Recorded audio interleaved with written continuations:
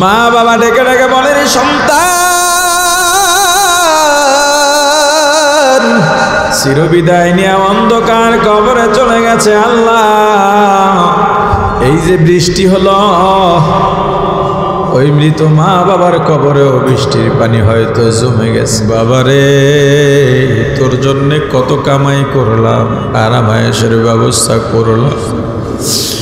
বাবারে না খাইয়া খাওয়াইছি, চৈত্র মাসের রৌদ্র, ভাদ্র মাসের রৌদ্রে মাথার ঘাম পায়ে ফলাইয়া, গায়ের রক্ত পানি বানাইয়া সকালে বের হইয়া রাত 10টায় বাড়ি ফিরছি রে আব্বা।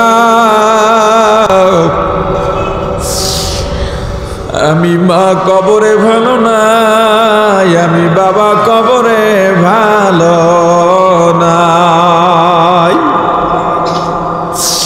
ওরে বাবা, মা বাবার জন্য কি একটু মায়া লাগে না রে বাবা?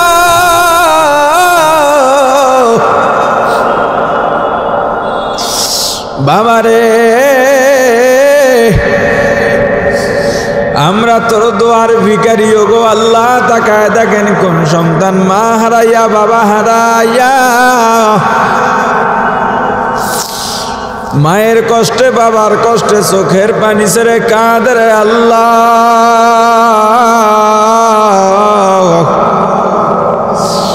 সন্তানের দোয়া উসিলা বানাইয়া মা বাবার কবরগুলো জান্নাতের বাগান বানাইয়া দেন।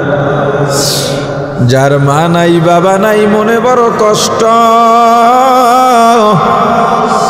সেই যে মা চলে গেলেন আর মা বলে ডাকতে পারেন না, সেই যে বাবা চলে গেলেন বাবাকে আর বাবা ডাকতে পারেন না।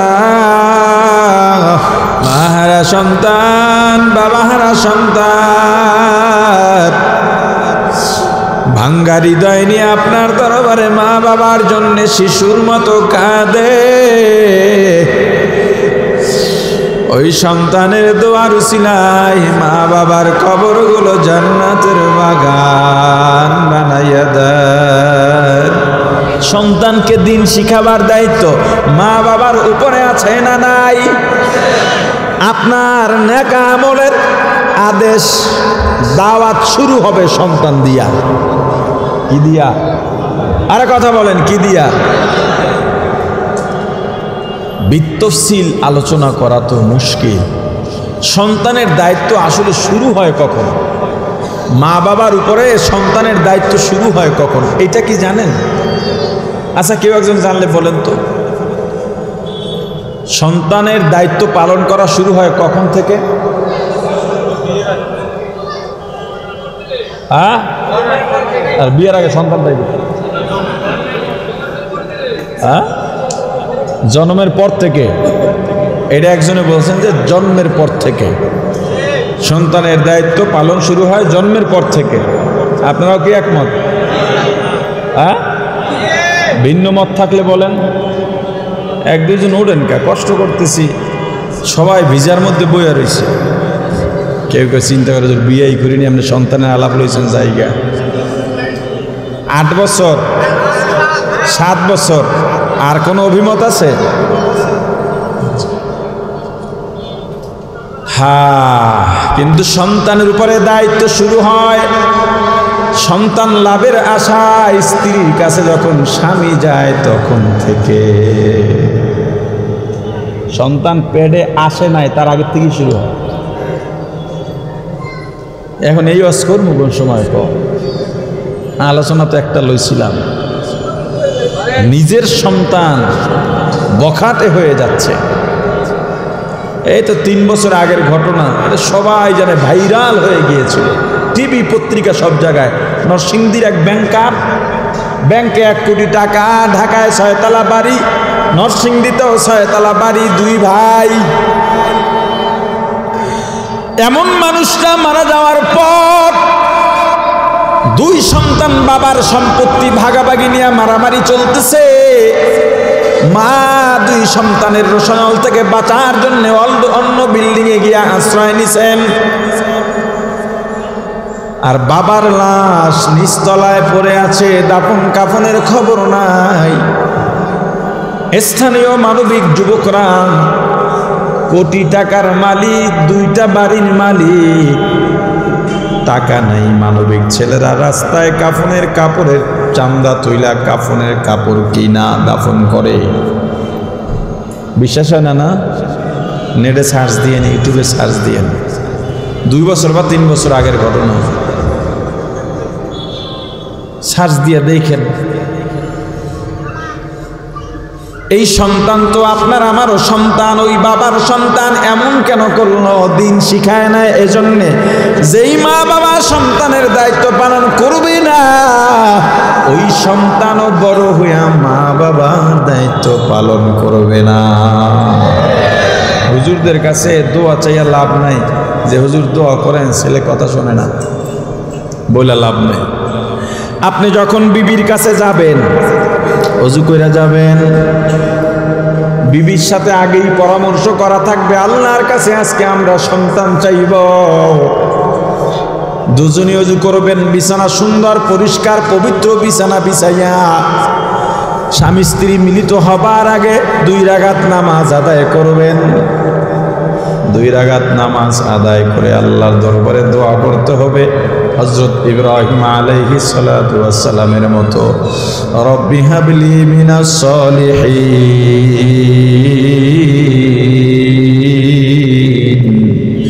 আল্লাহ নেক সন্তান দান করেন। আল্লাহর কাছে নেক সন্তান চাইলেই তো ইসমাইল পাওয়া যায়। আরে কথা বলে না? সন্তান যদি গর্ভে এসে যায়, এরপরে কাজ কি? ওই গর্ভধারিণী মা পরপুরুষের সামনে যাবে না, ওই গর্ভধারিণী মা গান শুনবেন না, এমনকি পরপুরুষের ছবিও দেখবেন না।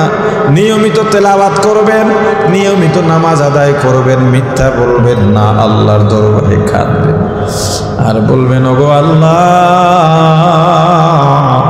শূন্য থেকে 1 ফোঁটা নাপাক পানি দিয়া আমার গর্ভের মধ্যে আপনি আর একটা জীবন পাঠাইছেন রে আল্লাহ।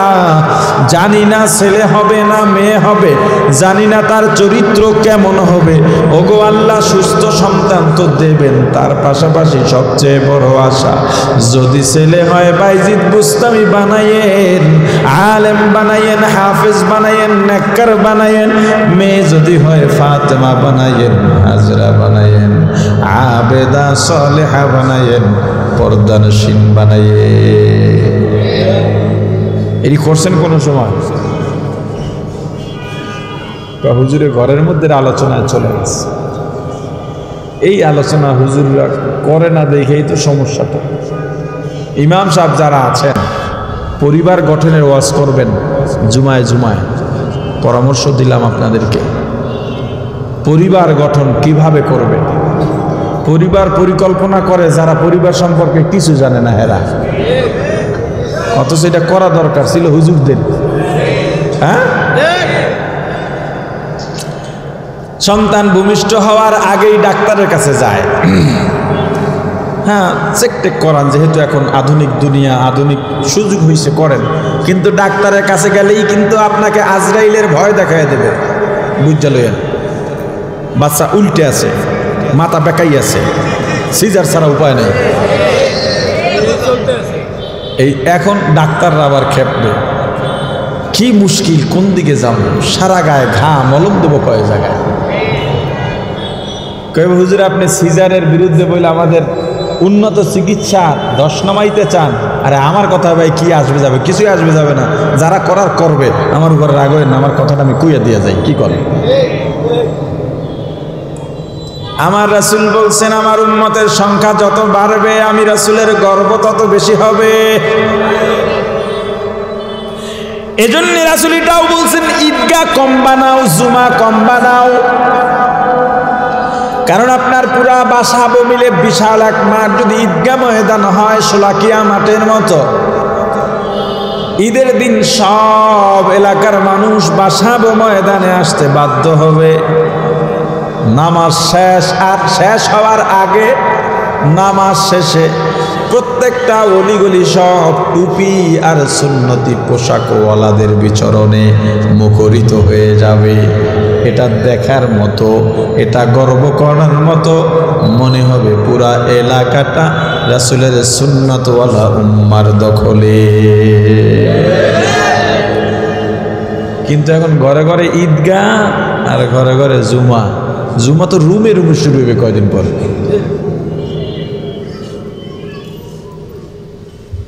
এখন ইসলাম বিদ্বেষীরা চিন্তা করলো কি করা যায়, মুসলমান তো বাড়তে দেওয়া যাইবে না।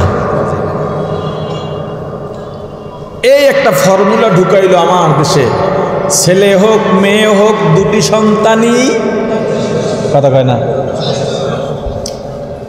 এটা আমরা লেখাপড়ার সময় দেখছি, আপনারা তো অবশ্যই দেখছেন, আমাদের পর্যায়ের বা সিনিয়র আছেন।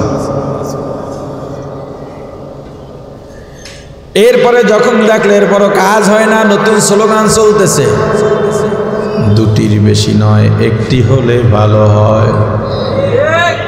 একটা হইলে ভালো হইব আমার, না পাঁচটা হইলে ভালো হইব আমার? ভালো তোমার দেখতে কইছে কিনা, কথা কয় না। দেও না, কুয়াকাটায় গেছে ঘুরতে, কুয়াকাটা এখন অনেক সওয়াবের জায়গা। এটা হিসাব করলাম যে এমন একটা জায়গায় আল্লাহ আমগরে জন্মাইলেন কি লিগা, এই জবাব পাইতেছি না। পরে একজন চা দোকানদার কয়, হুজুর ঠিকই আছে। কেমনে ঠিক আছে? কয় যেই সব জায়গায় বেশি নাফরমানি হতো ওই সব জায়গায় আল্লাহ নবী পাঠাইছেন, আর এই জমানায় যেই সব জায়গায় বেশি নাফরমানি ওই সব জায়গায় আল্লাহ বেশি আলেম পাঠান। আমি তাহলে আমাদের অঞ্চলে নাফরমানি কম, শুধু কুয়াকাটায় বেশি। কয়েকটা আমাদের উপজেলায় এখনো আলেম কম, কিন্তু কুয়াকাটায় বেশ ভালোই সওয়াবের কামটাম চলে এখন নিয়মিত। কি বুঝছেন কিছু? কথা কয় না। লাইসেন্স করা মদের বার আছে দুইটা, অন্য জায়গায় মদ খাইলে বাধা দেওয়া যাবে না, তাহলে গুনাহ হইবে।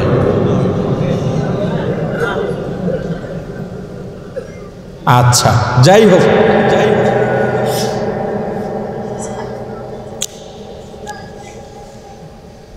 আমার ভালো আমি বুঝবো, আল্লাহ বুঝবেন। তুমি পরামর্শ দাও, ভালোটা দাও, ইসলাম মারার পরামর্শ দিও না। এরপরে যা দেখেন কাজ হয় না, তারপরে সিজারের পদ্ধতি করলো। এখন ডাক্তারের কাছে গেলেই বলে বাচ্চা মরাই রয়েছে, হাত বেহা হয়ে রয়েছে, মাথা আর একদিকে পাওয়ার একদিকে। এটার কারণ কি জানেন? আপনাকে ভয় দেখাইয়া পেট কাটতে সন্তান বের করা। বলবেন এটা ষড়যন্ত্রের কি হুজুর? ষড়যন্ত্রটা হলো ওখানে সিজারের মাধ্যমে সন্তান প্রসব করানো হলে সিজারিয়ান মায়ের দুইটার বেশি আর সন্তান নিতে পারে না, 3 নাম্বার নিতে পারে, তাও রিস্কে। যে মুসলমানরা শুনবি না তো পেট কাটতে তোকে বাধ্য করবো শোনাতে। আমার প্রথম মেয়ে, বড় মেয়ে যখন দুনিয়াতে আসবে, এর আগে এক ফার্মেসি না মানে ক্লিনিকে গেছি। তো ওখানে একদম আমার কাছের মানুষ, দাড়ি টুপিও আছে। এই সমাজে সবচেয়ে বড় ধোকা দেওয়ার সহজ উপায় হলো মাথায় টুপি রাখা একটা, সবসময় দাড়িটা একটু বড় করা, আর একটা পাঞ্জাবি গায়ে দিয়ে রাখা, আর যদি একটা তসবি থাকতে পারে তো কথাই নেই।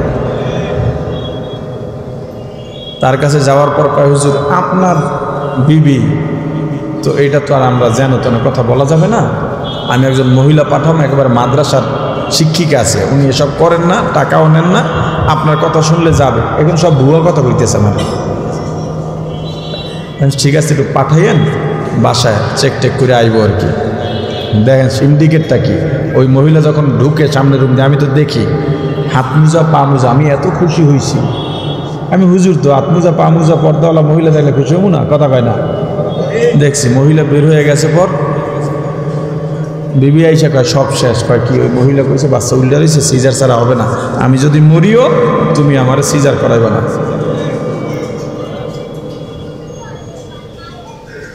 সিজার হলে পুরুষ একজন লাগবেই, আর উনি হলেন কোরআনে হাফেজা, উনি পরপুরুষের হাতে, এটা উনি মানবেন না। আল্লাহ ভরসা। সময় হলো, দাত্রী আসছে, ওনার নিজের মুখের ভাষা, এত সহজে কোনো সন্তান ভূমিষ্ঠ হয় নাই। ভাই সন্তান ভূমিষ্ঠের আনন্দের চেয়ে রাগ তো ওই দুইটা রয়েছে মাথায়। অন্তে বেরোয়া মিষ্টি কিনবো কোন সময়, এর আগে গেছে এই ক্লিনিকে। আমার দিককে তো এমনি ব্যবসাকে, এখন তো একটু ধৈর্য টৈর্য ধরি, আগে তো ধৈর্য ধরতাম না, প্রচণ্ড জিদ। যাই হোক, শুধু এতটুকু বলে আসছি যে মানুষের সেবা করেন, মানুষকে মানুষ ভাবেন। আপনার দুইটা টাকার আশায় দেখেন এই সমাজে আপনি এয়ারপোর্টে যাবেন, বাসের হেল্পারকে বা কন্ট্রাক্টরকে বলতেছেন, ভাই আমার ফ্লাইট 9:30টায়, তুমি আমার পৌঁছাইয়া দিতে পারবা? ওর ভাড়া 20 টাকা। এই গাড়িওয়ালা 20 টাকা ভাড়া পাবার আশায় বলে হ্যাঁ ধরাই দেবো, অথচ জানে ওর গাড়ি তুললে আপনি ফ্লাইট মিস করবেন, আপনার এত বড় ক্ষতি হবে এইটা সে বুঝতেই চায় না, তার 20 টাকাই বড়। এরকম সম্মুখীন কখনো হন নাই? এই অবস্থার হন নাই? এইটা করে মানুষ। ভাই মানুষকে মানুষ ভাবেন না। একজন গ্যাস্ট্রিকের রুগী আপনার হোটেলে গেছে যে ভাই বাসায় রান্না হয় না বা মেহমান আসছে, আপনাদের এখানে সরিষার তেলের কোনো রান্না তরকারি আছে? হুদা মিশা কথা। হ্যাঁ সরিষার তেল আছে, সেটা সোয়াবিন থেকেও খারাপ। আপনি কেনই মিথ্যা কথাটা বলবেন? আপনি জানেন এই লোকটার ক্ষতি হবে। আচ্ছা নীতির কথা কোথায় বলবো বলেন? যেই দেশে শিশুদের খাবারে বিষ দেওয়া হয়, যেই দেশে ঔষধের মধ্যে ভেজাল দেওয়া হয়, যেই ঔষধ খাইয়া মানুষ আরোগ্য লাভ করে, সেই দেশে নীতির কথা কোথায় বলবো? এই যে ম্যাঙ্গো জুস এইটা সেইটা, এটি খায় কারা? বুড়ারা না পোলাপানে?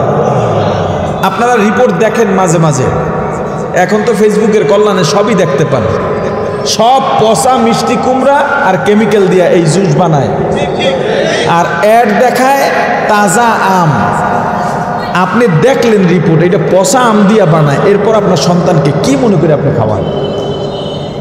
দোষ তাদের না, আমাদেরও আছে। এখন কাকে কি বলবো বলেন? এ দোকানদার ভাই, তোমার দোকানে একজন গেঞ্জি কিনতে গেছে, গেঞ্জি সাইজ হয়েছে ছোট, কয় ভাই ধুইলেই ছাড়বে। আর একজন গেছে হয়েছে বড়, কয় ধুইলে খা। এই দ্বিচারিতা কেন? এটা কেন করতেছ রে ভাই? ফলের দোকানে গেছে, ভাই ফরমালিন ছাড়া আছে, কয় আস্তে কথা কন মিয়া, ফরমালিন ছাড়া এই দেশে কেউ নাই। লেকচারটা প্রথমে মারছি কি বুঝছেন? কয় ফরমালিন ছাড়া কেউ নেই। এই যে আমি এত সুফিগিরি দেখাবো না, আমার এখনো ফরমালিন ছাড়া নাই, মিথ্যা কথা কই ব্যবসা করি না, কিন্তু কানে কানে একটা কথা আছে।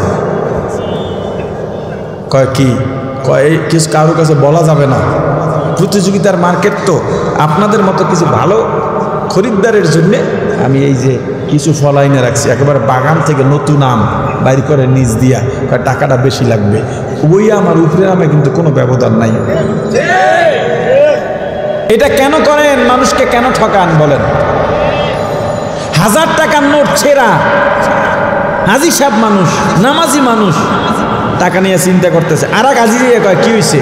কয় টাকাটা ছেঁড়া, চালাইতে পারি না। কয় নো টেনশন, কয় বেশি নোটের মধ্যে ঢুকাইয়া দাও। কি একটা অবস্থা! ছেঁড়া নোট যদি যাকে দিলেন সে চালাইতে না পারে, কিয়ামতের ময়দানে 1000 টাকা আপনার দিতে হবে। ছেঁড়া নোট আর না দেখাইয়া দেবেন?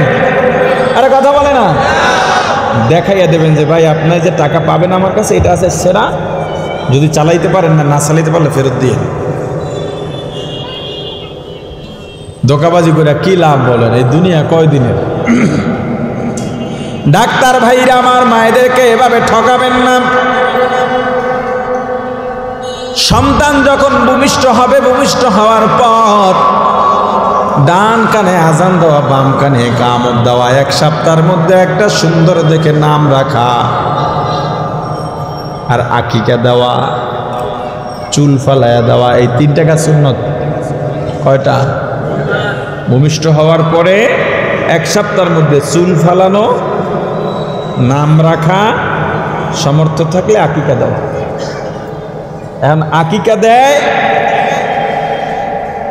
ছেলে হোক বা মেয়ে হোক, গরুর মতো সাজাইয়া স্টেজ বানাইয়া গরুর বাজারে উঠায়, এবার সবাই দাওয়াত কার্ড দেয়। হ্যাঁ এবারে সবাই দাওয়াত কার্ড দেয়, দাও এবার আবার সামনে কাউন্টার বানায়, বাজারে উঠেছে পোলারে কিছু দাও, এখানে কালেকশন লাগবে না।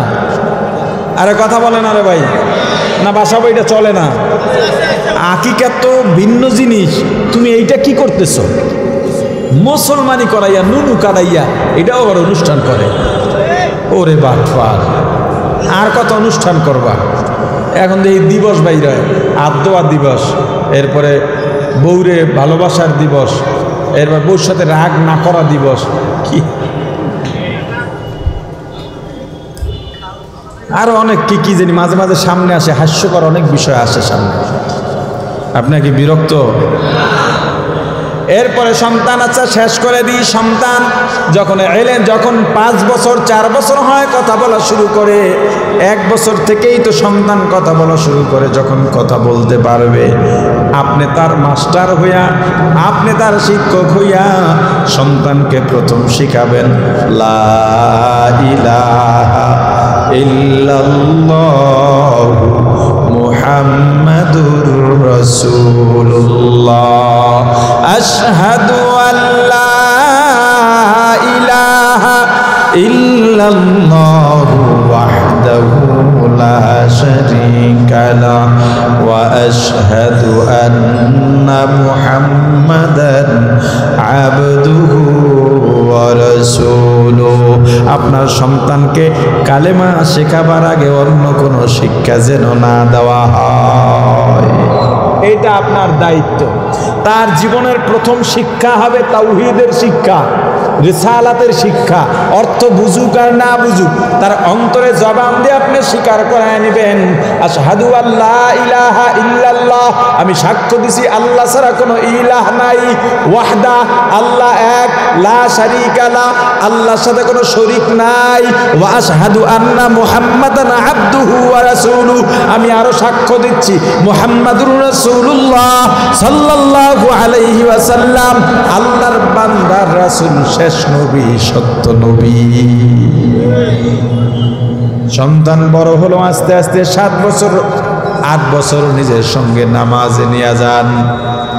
10 বছর হয়েছে নামাজ পড়েন, একটু একটু শাসন করেন, মনে আছে না? 12 বছর 13 বছর হয়ে গেছে, এরপর নামাজ পড়েন। এবার খানা বন্ধ করেন, মাঝে মাঝে খানা বন্ধ করে দেন, নামাজ পড়েন, এই জন্য এই ওক্তের খানা বন্ধ। সন্তানের চাচাকে, ফুফুকে, খালাকে, মামাকে বলে দিবেন খানা বন্ধ করছি আমার ছেলে, তোমাদের বাসায় গেলে খানা দেবা না, এত বড় ক্ষতিটা আমার করবা না। কিন্তু যদি মা বাপের রাগ হয়, মামার বাড়ি গেছে, মামায় যদি খানা না দেয়, সন্তানের মায় কয় তুমি আমার ভাই হইয়া ওর বাপ রাগ করছে, ভাত না দিয়া পাল্লা কেমনে? আল্লাহ যে আমাদেরকে যতটুকু মানুষ বানাইছেন, মাদ্রাসার থেকে গেছি, অন্যায় করছি, আমার বাবা খানা বন্ধ করে দিয়া তারপরে চাচাদের বাড়িতে যাইবেন, খবরদার ওরে খানা দেবেন না, তাহলে আপনার সঙ্গে আমার সম্পর্ক শেষ। আমার দাদি রাগারাগি করতো, দাদিরে বলতো আমার সন্তান আপনার চেয়ে মায়া বেশি না, আমার চেয়ে আপনার মায়া বেশি না। মায়ের কাছে গিয়া খানা চাইতাম, মা বলতেন বাবা আজকে যদি তোকে খানা দিয়ে দেই সুযোগ পাবি, সামনে আবার অন্যায় করবি, এখন দূরে থাকবি, কষ্ট পাবো, চোখের পানি ছেড়ে কাঁদব, কিন্তু তোকেও অমানুষ বানাইয়া তোর উসিলায় কবরে কাঁদতে পারবো না। এজন্য সবসময় আল্লাহর দরবারে দোয়া করি, আল্লাহ এমন মা বাবার মতো মা বাবা আমাদেরকে দান করছেন, এখনো পর্যন্ত এই যে এত নাম কাম, আব্বার সামনে কিন্তু চোখ উঠে কথা বলতে পারি না, এই সাহসী পাই না। আলিয়ায় 7 দিন ক্লাস করছিলাম, যেই মাইটটা দিছে এখনো মনে হলে জ্বর উঠে।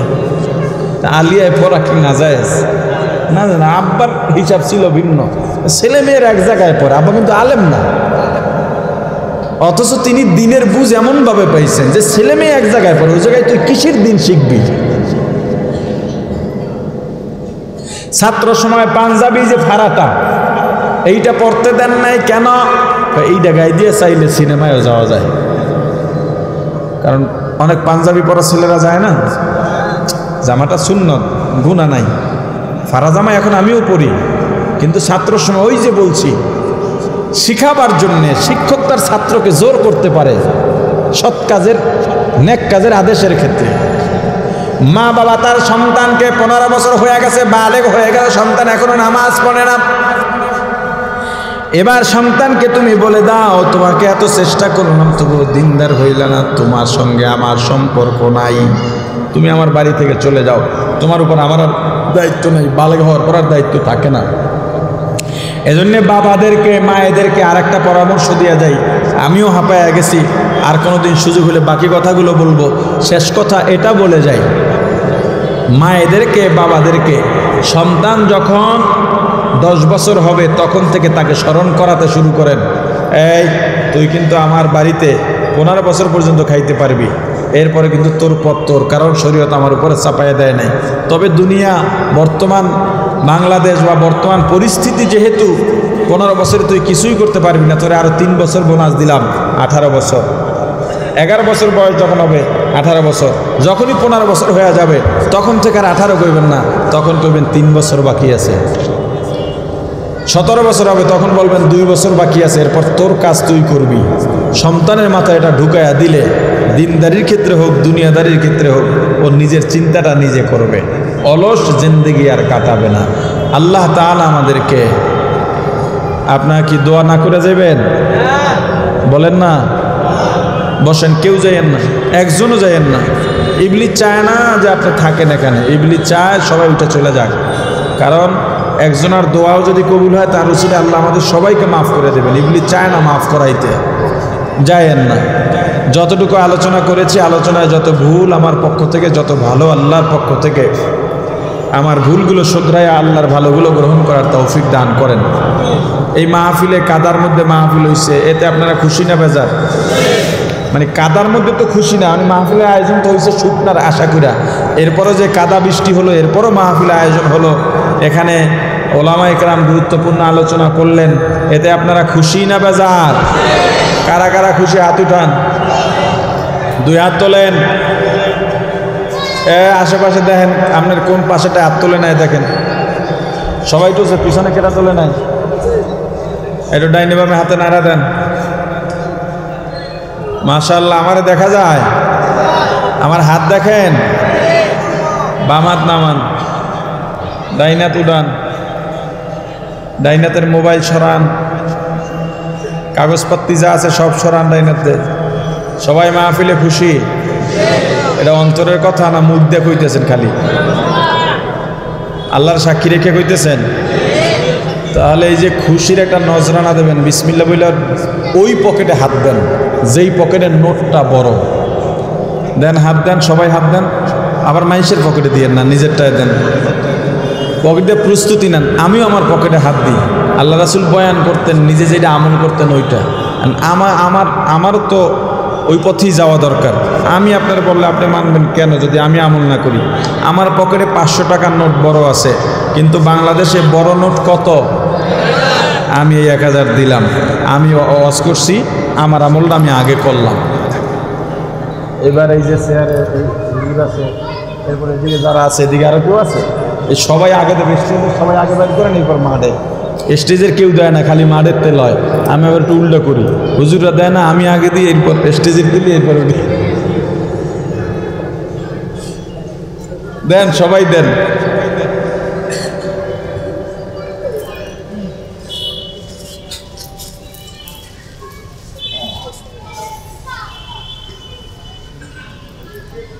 এবার আপনারা লইছেন, হাতে লইছেন? কই মাদ্রাসার লোকজন আছেন? হাত উঠান। মাদ্রাসার যারা টাকা উঠানোর জন্য কারা আছেন? এই মোটে 2-3 জন, আরও লাগবে তো। হ্যাঁ, আচ্ছা, কেউ উঠবেন না। এবার আপনারা উঠায় ফেলান। এখন যদি বড় নোট দেওয়ার মতো হিম্মত শক্তি আপনার না থাকে, আপনি যা পারেন দিয়েন। যদি মোটেও না থাকে, বসে বসে দোয়া করেন, তবু উঠেন না ইনশাল্লাহ। একটু তাড়াতাড়ি করে ফেলান, তাড়াতাড়ি। এই দোয়া করবে কে? দোয়া করে আছে তো? কার? দেন, বলে দেন।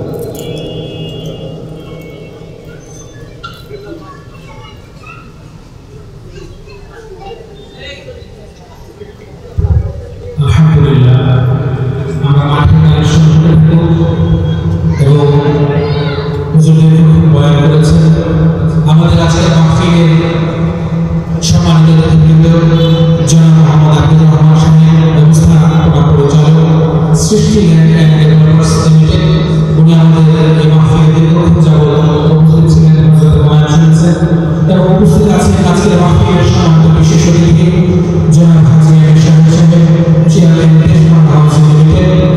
জনাব হাজী আমির সাহেব দীর্ঘক্ষণ যাবৎ বয়ান শুনেছেন। আল্লাহ তাআলা ওনার হায়াত ও বারাকাত দান করেন এবং হুজুরের বয়ানের যারা দাঁড়িয়েছিলেন দীর্ঘক্ষণ যাবৎ, আমরা আন্তরিকভাবে দুঃখ প্রকাশ করছি। আমরা এই পরিস্থিতির উপর আপনারা সকলে জানেন যে আমরা অনেক কষ্ট করে চেয়ারের ব্যবস্থা করতে পেরেছি। আপনারা আমাদেরকে ক্ষমার সঙ্গে দৃষ্টিতে দেখবেন। এখন মোনাজাত করবো, হয়েছে, সবাই আসছে, আপনাদের লোক আসছে সবাই। ইস্তিগফার করে আস্তাগফিরুল্লাহ। আল্লাহুম্মা আনতাস সালাম। ربنا ظلمنا أنفسنا وإن لم تغفر لنا وترحمنا لنكونن من الخاسرين. ربنا آتنا في الدنيا حسنة وفي الآخرة حسنة وقنا عذاب النار. رب ارحمهما كما ربياني صغيرا. رب ارحمهما كما ربياني صغيرا.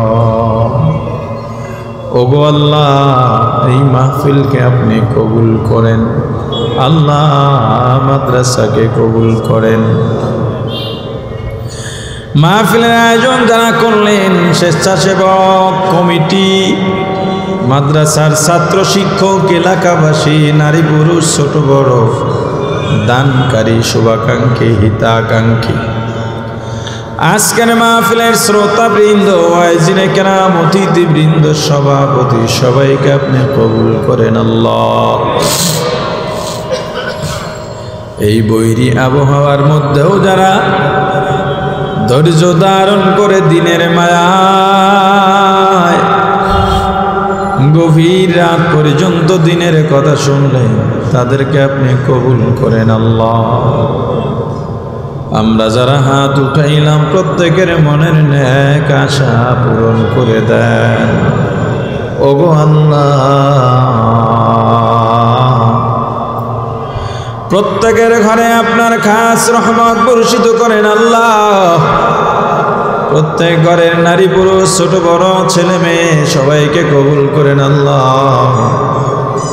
আত্মীয় স্বজন, মা বাবা, ভাই বোন, স্ত্রী, সন্তান, বন্ধু বান্ধব, সবাইকে আপনি কবুল করেন আল্লাহ। আমাদের ঘর বাড়ি, ব্যবসা প্রতিষ্ঠান, সব কিছু আপনার রহমতের চাদর দিয়ে আবৃত করে নেন আল্লাহ। ব্যবসায় বরকত দেন, হালাল রুজি কামাই করার তৌফিক দিয়া দেন আল্লাহ। অনেকে অসুস্থ, অনেকের বিয়ে হয় না, অনেকের সন্তান হয় না, অনেকে মিথ্যা মামলার শিকার, অনেকে বিপদগ্রস্ত, ঋণগ্রস্ত। আল্লাহ, যার যে বিপদ আছে, যার যত হালাল চাওয়া আছে, সবার হালাল চাওয়া আপনি কবুল করেন আল্লাহ। ওগো আল্লাহ,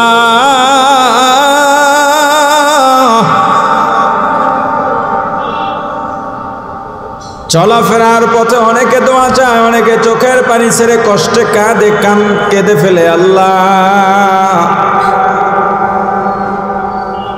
আমি তো গুনাহগার, আমি কিছুই করতে পারবো না। তারা মনে করে আমি তো করলে বুঝি তাদের লাভ হবে, উপকার হবে।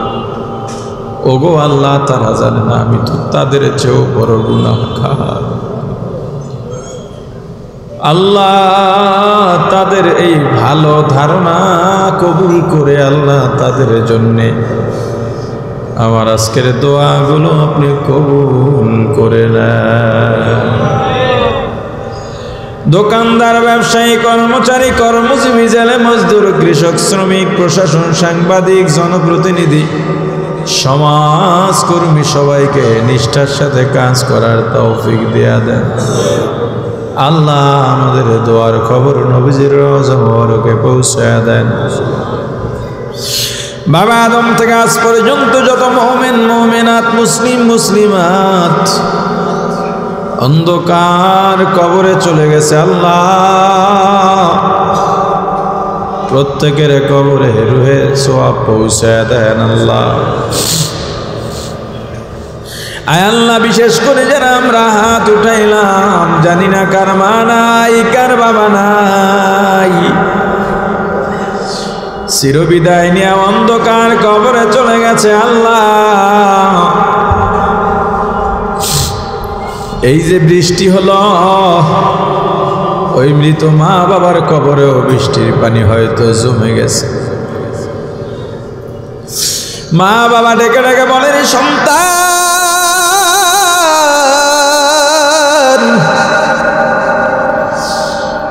ওয়াজে গেছো রে বাবা, কত হাফেজ, কত আলেম, কত সাদা দাড়িওয়ালা, মাদ্রাসার নাবালেক কত শিশু আল্লাহর দরবারে হাত উঠাইছে। ওরে বাবা, তাদের সঙ্গে হাত উঠাইয়া আমার জন্য একটু দোয়া কর। বাবারে, তোর জন্য কত কামাই করলাম, আরাম আয়েশের ব্যবস্থা করলাম, বাবারে না খাইয়া খাওয়াইছি, চৈত্র মাসের রৌদ্র, ভাদ্র মাসের রৌদ্রে মাথার ঘাম পায়ে ফলাইয়া, গায়ের রক্ত পানি বানাইয়া সকালে বের হইয়া রাত 10টায় বাড়ি ফিরছি রে আব্বা।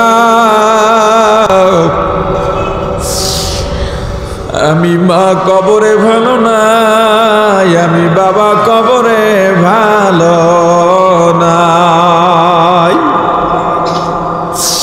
ওরে বাবা, মা বাবার জন্য কি একটু মায়া লাগে না রে বাবা?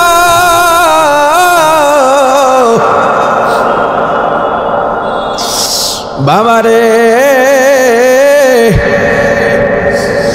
আমরা তোর দোয়ার ভিখারি গো আল্লাহ, তাকায় দেখেন কোন সন্তান মা হারাইয়া বাবা হারাইয়া, মায়ের কষ্টে বাবার কষ্টে চোখের পানি ছেড়ে কাঁদে রে আল্লাহ।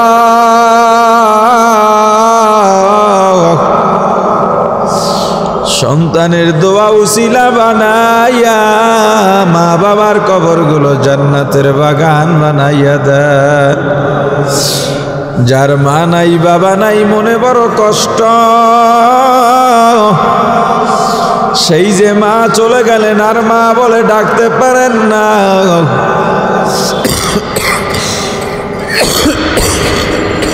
সেই যে বাবা চলে গেলেন বাবাকে আর বাবা ডাকতে পারেন না। মা হারা সন্তান, বাবা হারা সন্তান ভাঙ্গা হৃদয় নিয়ে আপনার দরবারে মা বাবার জন্য শিশুর মতো কাঁদে। ওই সন্তানের দোয়ার উসিলায় মা বাবার কবরগুলো জান্নাতের বাগান বানাইয়া দেন। আমাদের আত্মীয় স্বজন, দাদা দাদি, নানা নানি, শ্বশুর শাশুড়ি, ভাই বন্ধু, পাড়া প্রতিবেশী, মুতাআল্লিকিন, মুহিব্বিন, ওস্তাদ শাগরেদ, পীর মুরিদ, স্বামী স্ত্রী অন্ধকার কবরে চলে গেল, আল্লাহ প্রত্যেকের রুহের উপরে সোয়া পৌঁছাইয়া দেন। এই এলাকায় যত মুসলিম কবর আছে কবরগুলো জান্নাতের বাগান বানায় দেন আল্লাহ। আমরা যারা বেঁচে আছি নেক হায়াত দারাজ করেন, ঈমানকে মজবুত করে দেন, নির্ভেজাল নেক আমল বেশি বেশি করার তৌফিক দিয়া দেন। খাঁটি মুসলমান না বানাইয়া অন্ধকার কবরে ডাক দিয়েন না আল্লাহ। যেই মাদ্রাসার উদ্যোগে মাহফিল, মাদ্রাসার হাজত পূরণ করে দেন। মাদ্রাসার ছাত্র শিক্ষক কমিটি শুভাকাঙ্ক্ষী হিতাকাঙ্ক্ষী দানকারী এলাকাবাসী সবাইকে আপনি কবুল করে নেন আল্লাহ। সুবহান রাব্বিকা রাব্বিল ইজ্জাতি আম্মা ইয়াসিফুন ওয়া সালামুন আলাল মুরসালিন ওয়ালহামদুলিল্লাহি রাব্বিল আলামিন।